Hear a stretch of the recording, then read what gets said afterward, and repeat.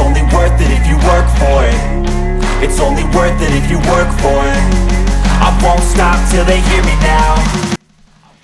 Hey everybody, it's Charlie here, IC Customs. Alright, this is basically going to be episodes of putting the FJ back together. I still have the engine covers off because I just got the frame back on after getting powder coated. I went with a black chrome with a powder coating with some matte black accents.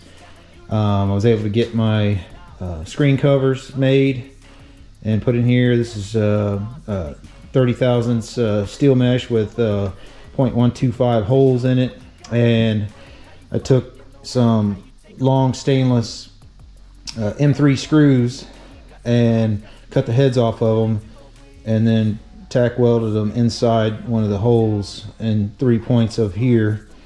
And then before I did that, I actually measured or drew spots and punched through, because there was a ridge in here and up in here that I could actually add a bolt. So I did that, added some 1/8 inch rubber U-channel on here. It came out really nice, so it'll give it a nice little accent there. But the frame is all done. I had to go through and powder coat some of the bolts. This is the swing arm bolt, and I had to modify it because it had those huge rear sets, foot peg rear sets on here, and it acted as a doubler, so a lot of the bolts were way too long, so I had to replace some of the bolts with some different bolts because I'm not putting all that back on. So basically I cut the head off of the swing arm bolt and the threads, counterbored it, and tapped it for a M10 screw, and I made these decorative washers so that the bolt could sit countersunk. It's not screwed in all the way. So the swing arm is all powder coated as well, ready to go in. Everything's back on. I said it looks really good. I got the bolts for the subframe all powder coated. Just some different accents to the bike. Right now it's sitting on my jack, and I'm ready to get it off of here. The jack is really stable, but just in case I bump it, I actually got the 2 bolts that are sitting underneath the head, resting on this footstool, or this bent stool here, to help stabilize it. It is good and solid, but still freaky when you're by yourself dealing with this stuff. But everything's coming out looking pretty good. I'm doing the actual rear rim right now so I can get the rear section of the bike on, being I have the swing arms powder coated. And just so you can have a little idea, I have a portable spray booth that I use in my shop. This wall here folds in with a pull notch, and then it'll fold in, and then my hook is welded onto a bearing, which my ground ties to, and when I shut the door, the hook folds up into the ceiling, closing this in, and then my custom built powder coat oven rolls right into the pocket, so I save a lot of space. But so right now the shop is got stuff everywhere, and so it crowds in on my space that I normally work in.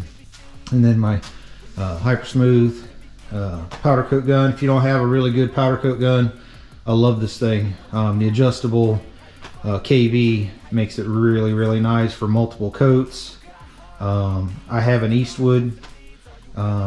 It worked great, but when you want to start doing multiple coats, adding primers, anything like that, you got to have something that goes up to the 100,000 kV, and it's adjustable.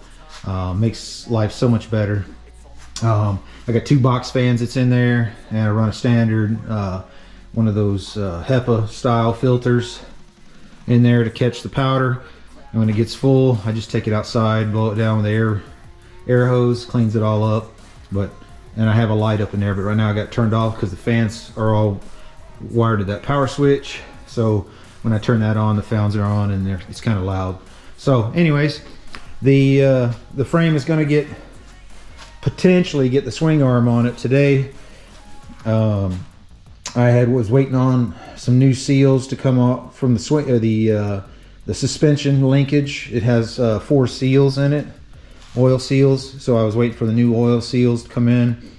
I'm cleaning the one link right now that requires those oil seals, so that could get painted, because it has nylon bushings in it, so I can't powder coat it without risking melting them, and I don't want to try to punch them out because they still feel great, so I don't want to mess with them. So I'm just gonna actually paint it because you're not really gonna see it anyways.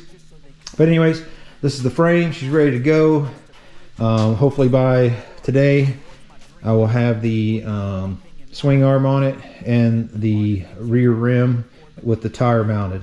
So anyways, I'll touch base back and we'll show you the progress. I'll try to keep these little mini episodes, so the time for it, and then you can just follow along, because it'll be basically daily progress on the bike. So anyways, that's where we're at. All right, I got the swing arm on and the rear shock installed. Still leaving the covers off right now. I'm waiting on some stainless screws so I can match the screws for this cover. It's up here on the right side. Get that all in. I just powder coated this. I haven't tightened it down. This is where all my connectors are gonna feed in. It's just a piece of plate aluminum built up with some wire tie holes drilled in it. Other than that, I got the guide on there. Yeah, she's slowly coming together. I got the rear rim done, and I'm trying to decide if I'm going to two-tone it or just gloss it over. Haven't decided yet. Right now it's black, and I wanted to do a trim and this black chrome on the rim. So I'm still undecided yet. I'm hoping I can try it. I've never done a two-tone rim before, but here she is. Right now I'm still powder coating stuff, and we'll keep posting as we get some stuff up. That's it. It's only worth it if you work for it. It's only worth it if you work for it. I won't stop till they hear me now. I won't stop till I wear the crown.